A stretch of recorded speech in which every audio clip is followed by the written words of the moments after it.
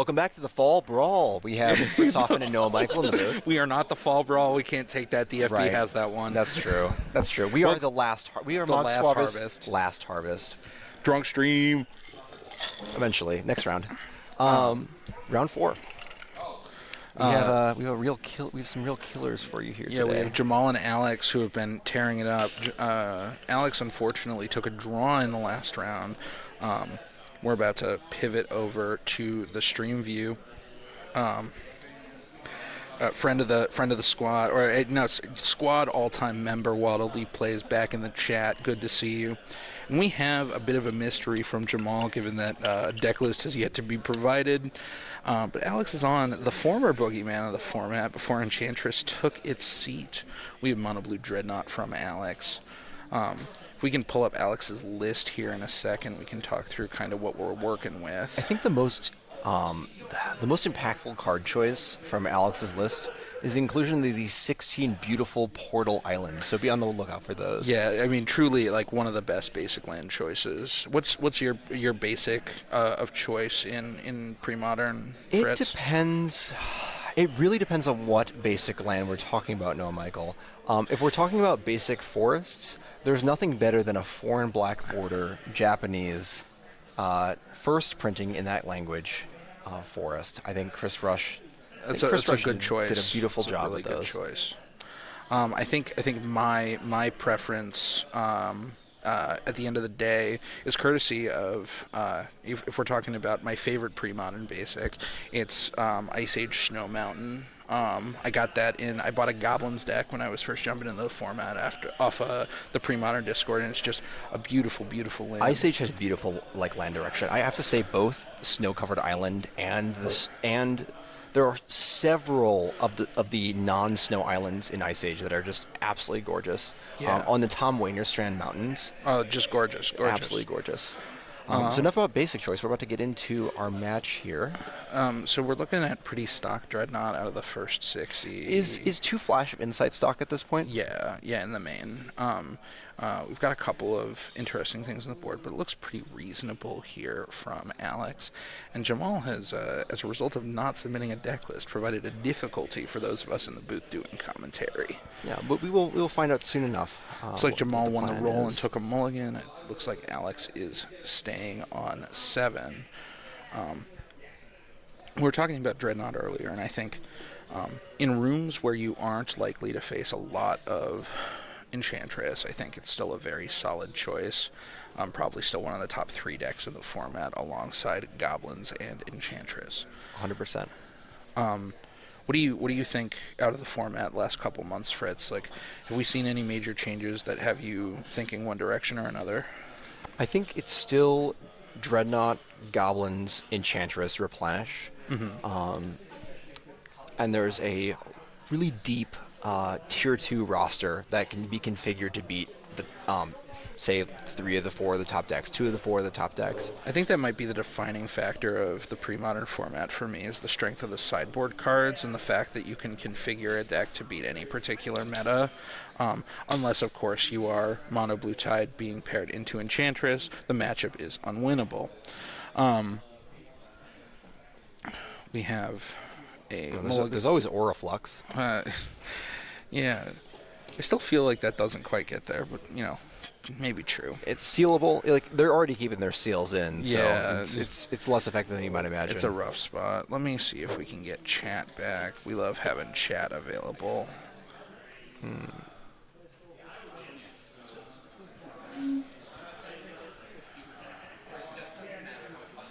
Mr. Waddle D plays sees Cabal Therapy. I wonder. Is Jamal on 5? Looks like it. Could we be seeing a combo versus combo but with some control elements matchup? Sounds like a pre-modern match. Yeah, I mean, I guess Goblins is sometimes a combo deck. Goblins is a mid-range deck. All right, Fritz, is Dreadnought the rock or not the rock? I mean, Dreadnought is not the rock. This is an easy one. This is a layup. So this is Fritz and I's ongoing meme is whether or not a deck is the rock or not the rock. There's only 2 categories. Your deck is either the rock or not the rock. Yep. And the question here is I think, is this a Lurin? It looks like it might be a learn. I saw some Land War Wastes. We've got Will in the booth hooking us up by remembering to change things. Seeing a Cabal Therapy, a Duress. We love those this cards. Could be Tin Fins. That is possible. I will say, as a black-green survival main, Sarcomancy. Oh, so we are getting some mono-black aggro. So mono-black versus mono-blue here. Alex with the read. No, Luke, Goblins is not a control deck. Or you gonna Just because you have Rashad Import does not make you a control deck. Oh, Luke, you and your deranged opinions. No, broccoli soup is a. It could be broccoli soup. It could be broccoli soup, but I think I've seen this deck in action. I have not seen any green sources in play in the previous rounds. There's a Land War Waste in Jamal's hand. Oh, then it might be broccoli soup, and I'm just not paying attention. So there's a Duress. Do you like? I'm in a place where I'm like open to countering Duress here. Like a lot of my opponent's other cards are pretty anemic. You're open to foiling Duress in particular? No, but like if I have what could you possibly have here? Spell Pierce? Sorry, let me let me clarify. I'm normally open to countering Duress, but it's not an option here. I agree with that. Counterspelling Duress is underrated play. I'll trade Counterspell for Duress, especially because like you have infinite. Your mana sources are crazy. Duress is a great card. It's very skill testing to play against because if you.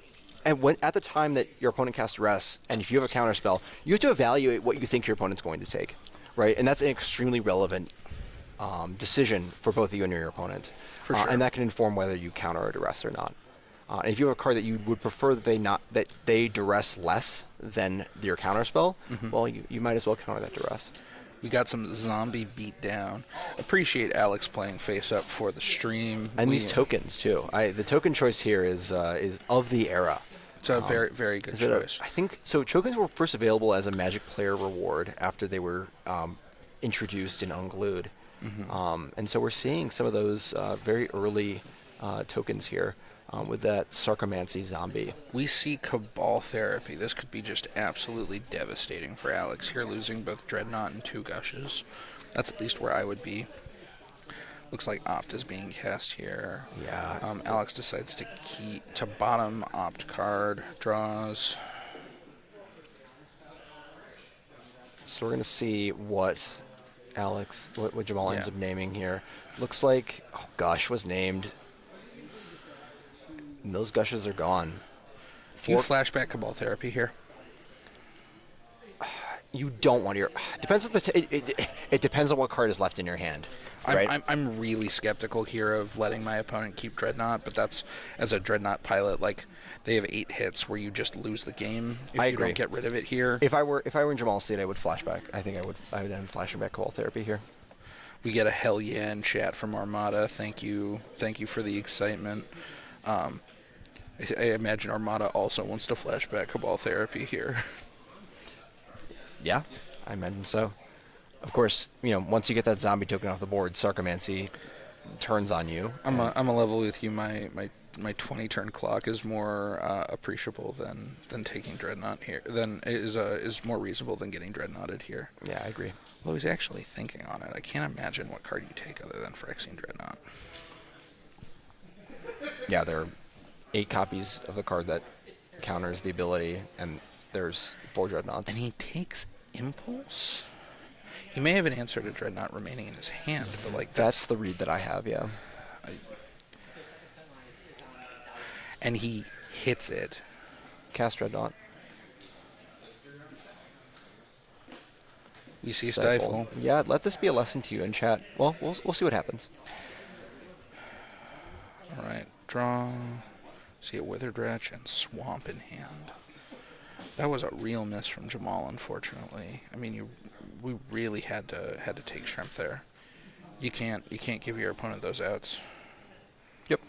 I mean, and with this counterspell, like I'm pretty sure this game is already wrapped up for Alex. It's 19 down to 7. See a pass a Rooney here, probably. I mean, what game actions do you actually need to take here? No, you just pass. Like if say you drew an island for turn, do you need to play it? No, You want to hold that for foil. it doesn't matter. Like the game is the game. The yeah, I mean the scope of the game is not gonna ever hit the point in which foil matters either because that was you know, that was quite the miss on Jamal's part. Like Yeah. I'm not sure. I mean, he's representing a removal spell there, but like what do you have pre board to kill a 9? You just gotta get it out of the I think deck. it's an understandable mistake. I think it's an understandable mistake to see a Dreadnought and not the other combo piece and think that, okay, my opponent just needs to have a good draw in order for this to happen. But you just don't want to put your opponent in the situation in which that good draw gets them out of that situation. And wins them the game. I mean, you're at 8 over like 52. That's just about like 17 or 14 15%. Like Yeah. I don't see a world where like I don't give my opponent that out.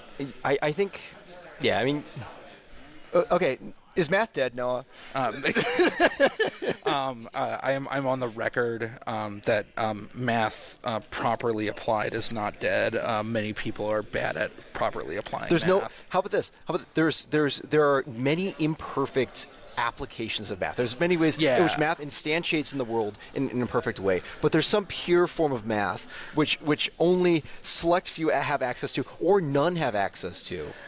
Which I would not say none, but I do think your point that most people who say don't have like graduate degrees in mathematics, like one Rich Shea, exactly. Often tend to misapply math. As a heuristic, don't try to do the math. Just play to what's on the board. Yeah, I mean maybe that's true. I think play if you're in a situation in which like you could envision a scenario in which your opponent could draw well and you could draw poorly. Play to that scenario. For right? sure. I think that's a general heuristic that benefits you. I mean, you compare those two scenarios. Like you're setting me up to cast Impulse and have to find Dreadnought again versus I just need to draw any other piece. Like there's no world there where I'd prefer that they have like A out of A plus B. Yep, exactly. But you have me on the record. Math is not dead. Parentheses properly applied and parentheses. Yep. Kind of a Straussian position there. For the very esoteric viewers in the chat. Yeah, exactly. No other context provided there.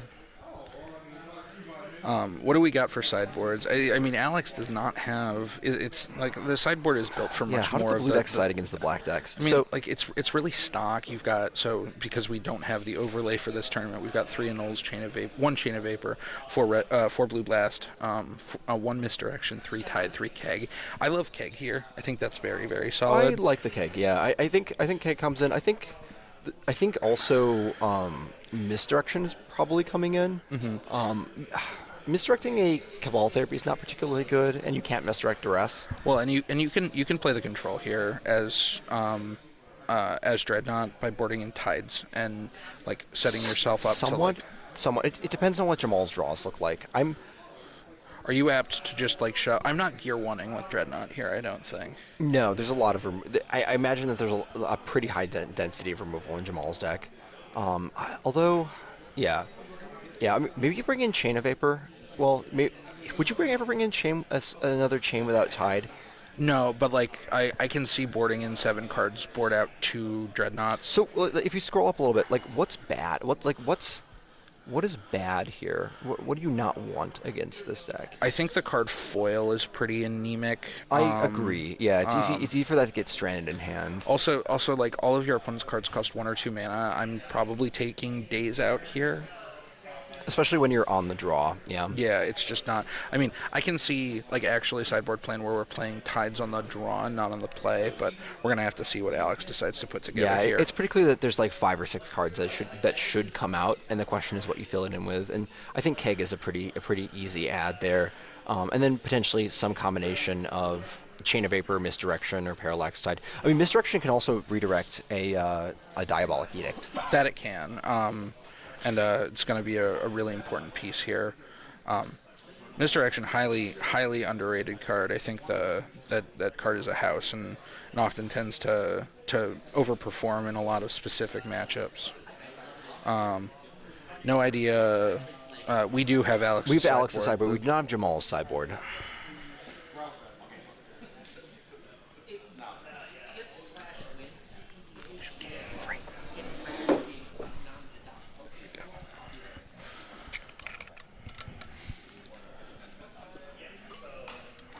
players making mulligan decisions here, and it seems like both have kept on 7. So we have a Llanowar Waste and a Dark Ritual. Duress. Okay, that's good. It's exactly where Black Aggro wants to start against the Dreadnought deck. Exactly, yeah. You just want to get 3/1/1s in play. And you want to get a look. That's very important. Yep. Craft a game plan. Okay, so I see 2 foils. I see an island. I see Opt. So this is foil, Vision Charm, Chain, Opt, Island. Yep. Do you take the Opt? I think I take the Opt here, actually. Yeah, I think take Opt here is really reasonable. I don't really like this keep from Alex. This foil is really anemic. It doesn't really God. do. Oh, wow. the shredding. We have ended with Alex with a grand total of 2 cards in hand. Yeah, at the end. Alex mulligan down pretty low this game, despite keeping on 7. Mulling to 2 is not exactly where you want to be. But I mean, this is all going to hinge on what Jamal's follow-up is. So left with an island and a chain of vapor. Okay. You know, those are starting resources. We'll see what happens from here. Look, I mean, I've seen some insane draws off a Dreadnought. You can still turn 3 Dreadnought with this. Yep, does not matter how many cards you get off Cabal Therapy in some cases. All that matters is that you hit the right sequence. There are 4 Dreadnoughts left in deck. And one of Jamal's problems here is 6. Doesn't seem to have a clock of any kind. Yeah, I think this hand was a keep just based on the strength of shredding the hand initially. I see 2 Dreadnoughts there. 3 Dreadnoughts. 3 Dreadnoughts in that impulse, which that's actually kind of awkward, right? Yeah, you really want to have 2 of those in your hand and start to craft a game plan around landing the second one. Yeah, this actually starts to influence your portent choices later in the game. Yeah, you're really incentivized to shuffle. Okay, so we have a 3-drop.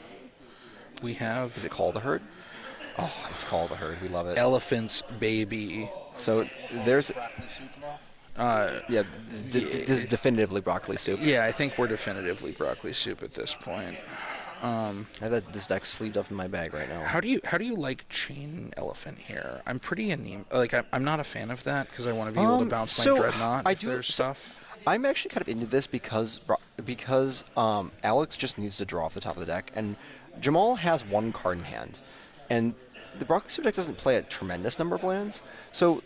The fact that they could just we see a shadow creature. Oh yeah, all-time banger. But the fact that they could just draw a land, they may or may not draw a land and flashback the herd. If you get punished by that, but in all other situations, you just removed a real clock on the game. This is a ridiculous draw for Alex because we're about to impulse for a bunch, maybe get a gush or something off of that. This is the power of Flash of Insight here. Oh, we're seeing portent into flash gaming, and we have both Dreadnought and Stifle now in hand. Yep. It's all about going to be crafting a game plan around casting those spells. Exactly. Yeah, Alex is gonna have to time this correctly in order to win. There's worlds here where Jamal needs to consider casting Cabal Therapy out of the yard in order to start shredding cards out of the hand again. But I mean, you're really blind flipping here. That's a tough spot to be where you don't know what Alex is blind drawn off the top. I mean, there's not been any kind of tutoring or card selection up until this point. Well, yeah, I mean, you're in black green. What are you expecting? What are you gonna play, a Sylvan Library? No, I was saying from the Dreadnought side. Sure. He's just been drawing off the top. Yeah, I mean, but now we have portent, now Flash, and Flash just represents my namesake card in the format. We love a portent. Yeah, this is the hipsters ponder. It casts Terminus. Yeah, that it does. Not in this format though. Yep, Miracle Mechanic. Yeah, those of you alienated by Entreat the Angels in Avacyn Restored Standard, or in that block constructed format. Who here in chat misses when Magic cards were dope and were cool and stuff? Are you shuffling this? I see Opt, Portent, Island. I don't think I want 4th Island. You just want. Is there a Stifle in hand? Yeah. Okay, you just want a counterspell. Yeah, or some kind of card drawing engine. And you're also like incentivized to shuffle. This is like kind of mid. This is like a 55th percentile portent, and because you have 2 dreadnoughts on the bottom, you just want to shuffle the deck. Yeah, for sure. Well, and also you're about to flash, meaning you don't want to like you want those dreadnoughts in the mix. Yep, 100%. Yeah. Now, importantly though, you don't really want to have 2 dreadnoughts in hand at any point, but you do want them available for future draw steps. Correct. You don't want them in the bottom quartile of your deck. It looks like Alex decides to keep. Interesting. I think that makes sense. Also, you do have flash to clear the top. That's fair. That's fair. And if you make the game about resolving this one dreadnought in your hand, then I think if you make this game about resolving the one dreadnought in your hand, then like Rancor on Slayer. Rancor on Slayer. Do you see this as him committing this Slayer as like not gonna be used as Cabal therapy fodder? Yeah, and I think that for me that highlights like a key like awkwardness of the broccoli soup deck, and that your Cabal therapies are always sacking some kind of real material, right? Yeah. You're an aggro deck. You want to end the game in some like reasonable amount of time frame, exactly. And when you start sacrificing your real like aggressive material, you're giving up on your clock in a real way, yeah, and that gives your opponent more draw steps to actually draw out of your main plan, right? When your opponent has 1 queen and 17 pawns, you don't really want to be in a spot, and you have 17 pawns. You don't really want to sack pawns repeatedly. You need them to hit your opponent. Yeah, exactly. Yeah, and yeah, I do think like Cabal Therapy is a fantastic Magic card, and there could be better. Like there aren't that many homes for it in the top tiers of pre-modern. We do see Elephant into Sack Elephant flashback. Yep. First Cabal Therapy. Yep. I do nothing in response here. Took Dreadnought. Yep. I think that's a very good name. And then we're flashing back. Flash of Insight.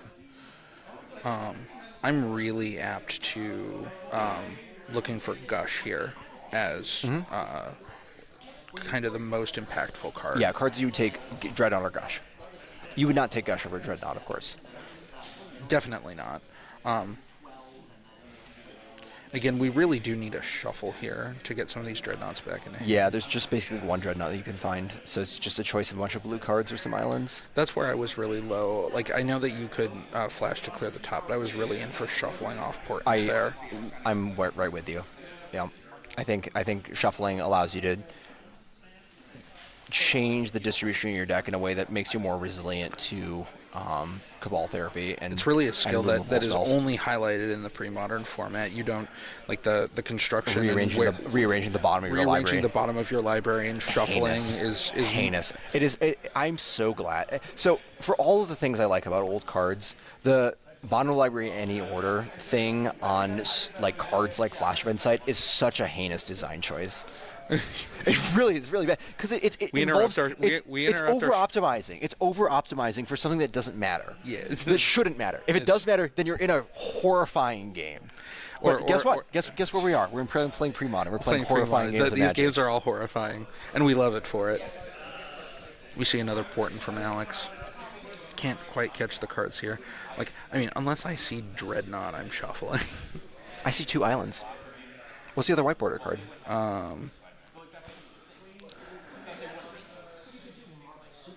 And he keeps. Where did he draw off the top? Is that counterspell? It might be counterspell. I just want. Like, what are we countering here? I've got a clock. I need to shuffle. Yeah, I'm not into. Like, I guess Mishra's Factory is a card you'd want to find. All right, so you get the impulse now. I mean, we do clear. True. You get to clear the rest. Gush Island Flash. I mean, I'm not keeping important because it allows me to clear cards I don't want. No. Yeah, I see Vision Charm in there in that pile as well.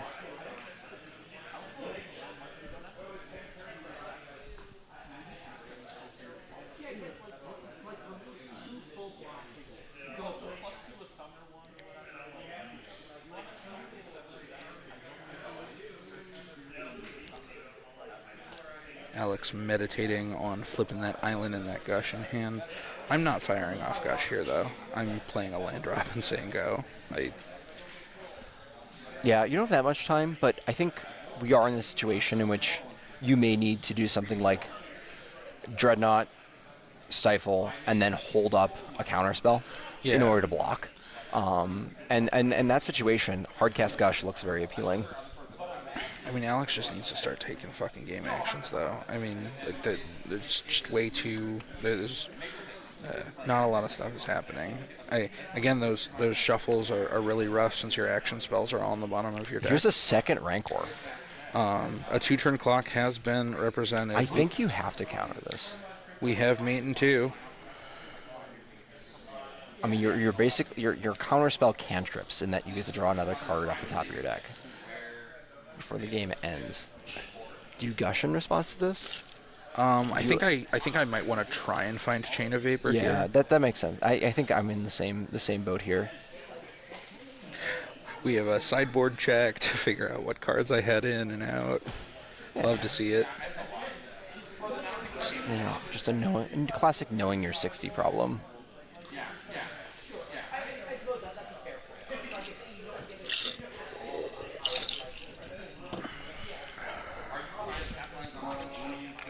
I do think it's a hard choice. So what's the rest of Alex's hand?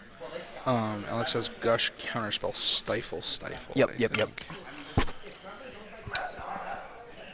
So The question is whether you use that counterspell in this Rancor. I feel pretty strongly that you should counter this.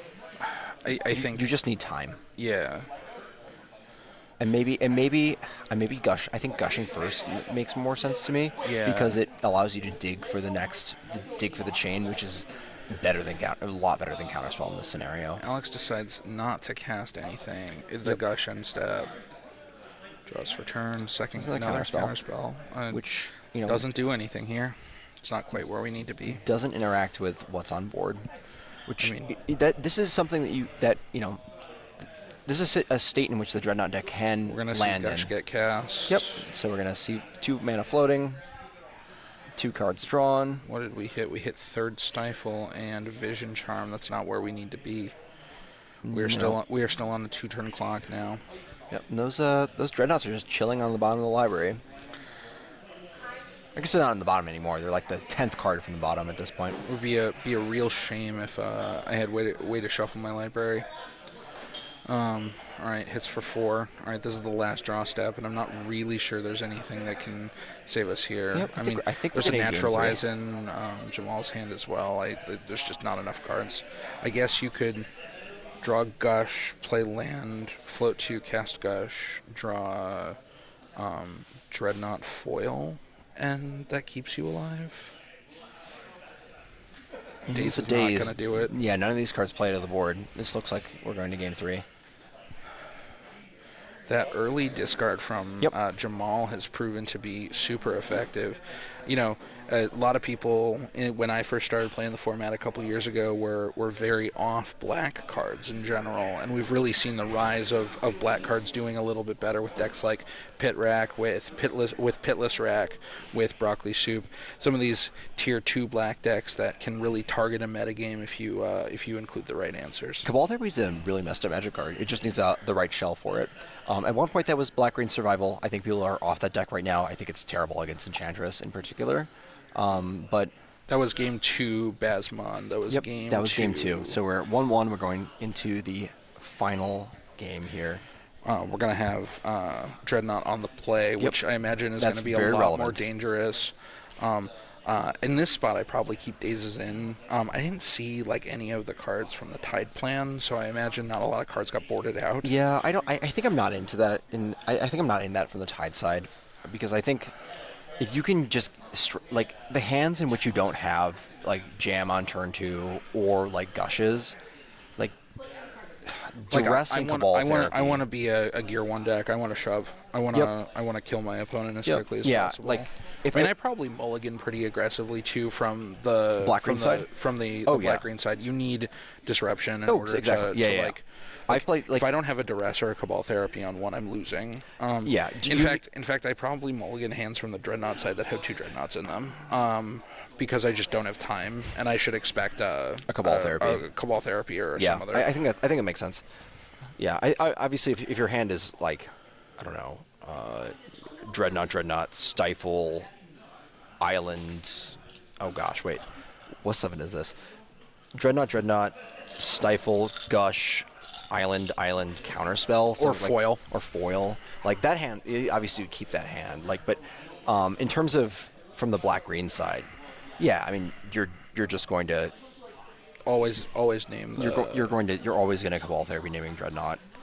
You're like, I've played enough Survival Rock in my day to understand how to play this matchup, and the discard spells are an essential piece of it, and it's very, very hard to win. We do have some really real killers in the room, and our top 8 shaping up to be pretty banger. We've got Aaron Dix and Sam Black both still in contention. A lot of fun decks that we will be casting to y'all until the top 8 is over. While our friends are shuffling up, once again, a shout out to Delta Beer Lab, an incredible venue and brewery here in Madison, Wisconsin. You need a nice imperial stout or a barley wine to keep you warm during the cold, dark months, and we like to come here in the beautiful South Madison area. Yeah, one of the best breweries in this area. What's your pick one, pack one on tap right now? Oh man, it's got to be the Grand Goza. The Grand Goza is also. I'm a sucker of the sour beers. When I sit down, it's what's waiting for me. Although I had the coffee ale the other day and it was just fantastic. Oh, yeah. Really warmed the soul. I mean, their barley wine is fantastic. It's also very tasty. Yeah, I mean, there's a lot. You know, the craft brew market's a saturated space, and it takes a real standout to stand out. So. All right, we'll get the chat back going. There we go. So we are going to have Alex on the play here in Game 3. Yeah. Which I think is going to be pretty important.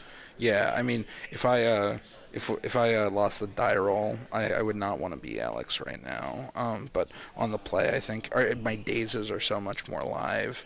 I mean, you have opportunities to like daze Dark Ritual turn ones, which really sets the opponent back. Yeah, I am not sure if I'd ever take that line. Really? From my vantage point, it means that they only have they either don't get clock or they have to discard a lot slower. Imagine that they have the same kind of hand that they had in last game, where they had 3 discard spells. That's a really unlikely. Imagine they have 2 discard spells. Okay. Imagine they have 2 discard spells, and you're like, oh, I'm going to go down a land, and then I'm going to get duressed and then Cabal Therapied. I think that's really bad for you. That might be rough. All right, looks like, I mean, it's the ideal starting hand for Alex. I see Island combo Island foil days is like I can't think of something better. Yeah, Jamal's gonna have to come back with something really quite crazy to Island be Portents against this hand. We look at 3 cards. What do we like? What do we like? I like even this Dreadnought as the second or third card. Yeah, because like we can just shove here if we set it up right.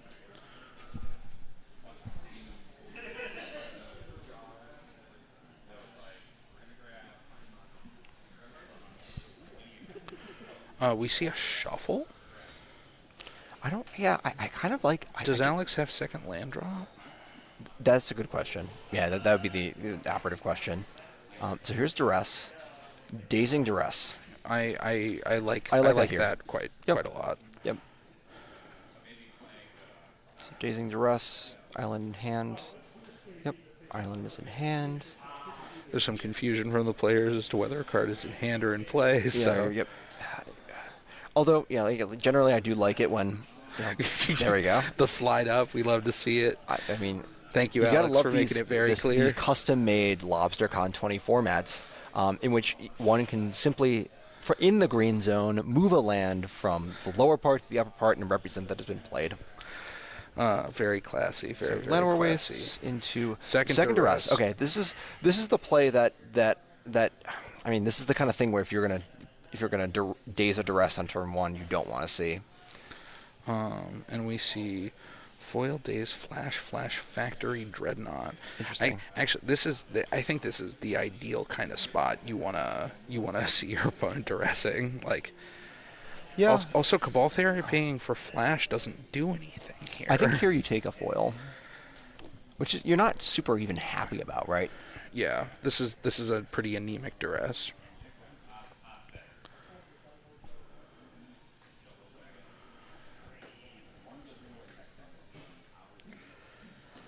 Alex puts drink water bottle on the stack. Looks like it resolves from Jamal's side. What's funny about is what's so hard to resolve about this duress is that all your opponent's cards are not very good. Yeah. Well, and like, they're all just like the plus like 1% to win advantage. Like that Dreadnought has a bunch of cards that do kind of the same thing. Yeah, it's a difficult choice, but it's all around the margins. I think that the choice is pretty clearly foil. It's though. definitely foil. I think that And we have a follow up at Sarko. Sarko.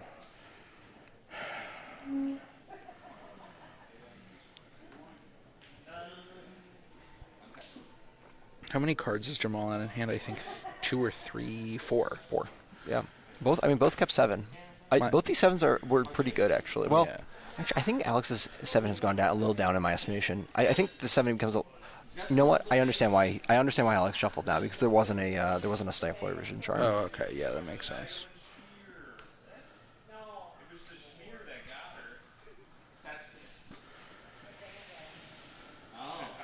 Oh. Okay. We see Days Sarcomancy. I don't hate this. No, like it really provides more clock. We see that Island played for a 3rd time this game. We should check time in the round, actually.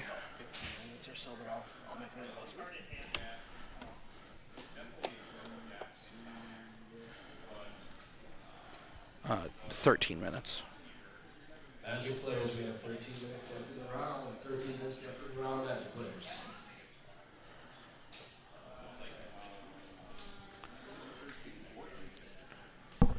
Will remind them to buy beer. Announcement: buy beer. Remind you? What? Remind you? Get you. No, remind them to buy beer. Magic players, if you're in between rounds, please remember our awesome Delta Beer Lab facility. If you need something to wet your whistle, please buy a beer, buy a soda, buy something for your stomach. Make sure to patronize our awesome hosts. Okay, so we saw there a Cabal Therapy for the Dreadnought, and then followed up by a Carnophage with a Rancor on it. That's a clock. That's a real clock. And sitting there with just a Mistress Factory and a couple of Flash of Insights. I mean, Mistress Factory does trade, I guess. I mean, I trade this off so fast, it's not even funny. Oh yeah, but Jamal could be sitting on removal spell, could be sitting on Naturalize, but we'll see if they go to combat here. They paid life. I mean, yeah, I most certainly snap block. Here we go.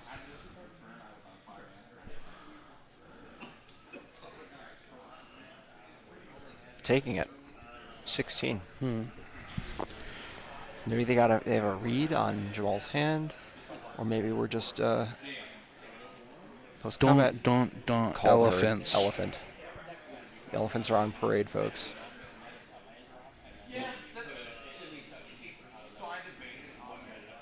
Looks like elephant resolves.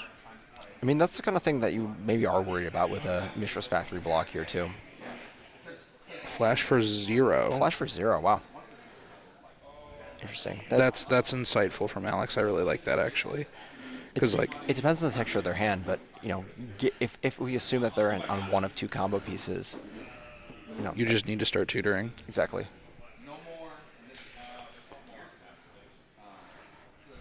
The question is, given that the second flash is already in hand, what's the amount that you flash for? Do you flash for 3? Do you flash for 4?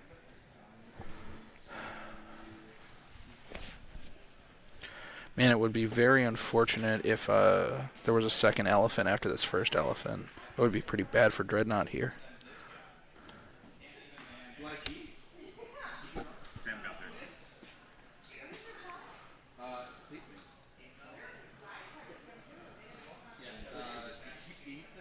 You guys are Mogg Squad on Twitch.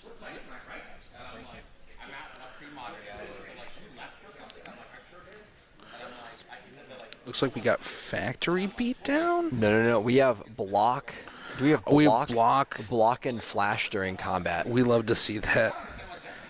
So Okay. I think this is what Alex was setting up last turn after taking that damage.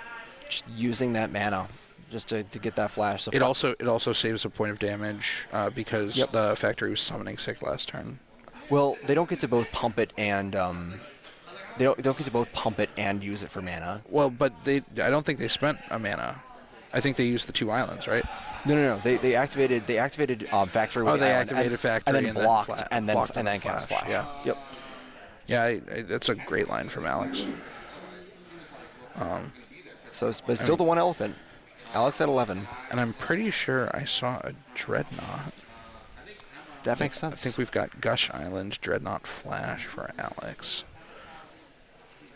It's a pretty good baseline to function from. Dark Ritual. Dark Ritual, Elephant. We love that. Elephant.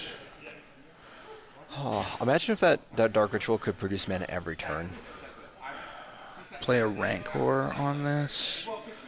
Now, Rancor is interesting here because it does force Jamal off across the point from being at 2 Dreadnought hits to 1 Dreadnought hit. So if Alex is able to stick a Dreadnought, That is true. puts them in a tricky spot. It looks like we are sacking Elephant to name. What do we got? Let's see what the name is. Naming Dreadnought is a little risky here since he's hit 2 already. It's pretty unlikely to hit it. It's true, but what else can test the elephant? That's a fair point. I can see Jamal naming Vision Charm here. I think we've seen some charms before, but maybe not. I don't think we've hit Charm yet. Yeah, I like getting more information before you make the decision around Rancor.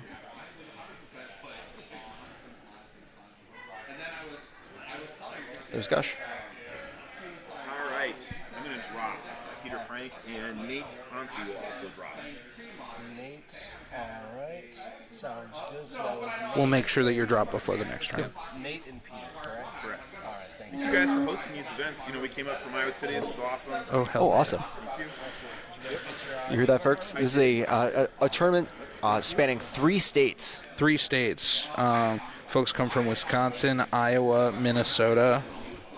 Do we get any Chicago boys? I don't think any of the Chicago boys made it up this time. So no one from Illinois, unfortunately. Yeah, that Gush was a little bit interesting. He did decide to go for naming Dreadnought, and it paid off. Yeah, I like that name a lot. I mean, it was a rough spot for, like you said, it was the only card that could lose him the game. I'm really hoping that I drew Chain of Vapor there if I'm Alex because I'm in a rough spot. Elephant crashing in for 5. This game is not. Yeah, down to 6.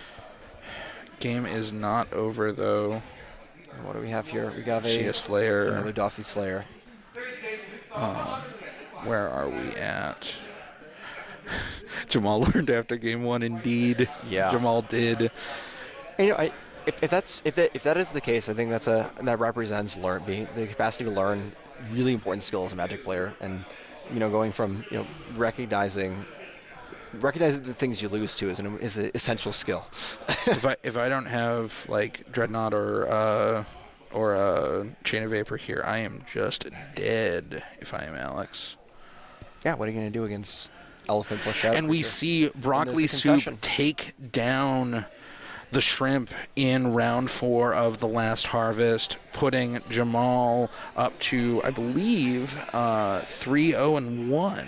Yeah, that was a great set of games. That was awesome. And really, like I said, has demonstrated the power of discard spells in improving the playability of black decks in a combo world. That game 2 with the Cabal Duress, Cabal Therapy. Hit 5 cards. 5 cards off the 3 discard spells.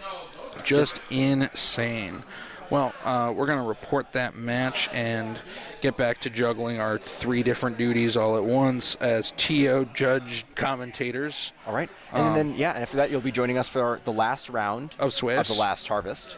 Last round of Swiss, of course. And then we'll be seeing all of you in top 8. So thank you for joining us. Hell yeah. Thank you for joining us. There's 5 minutes left in the round. 5 minutes.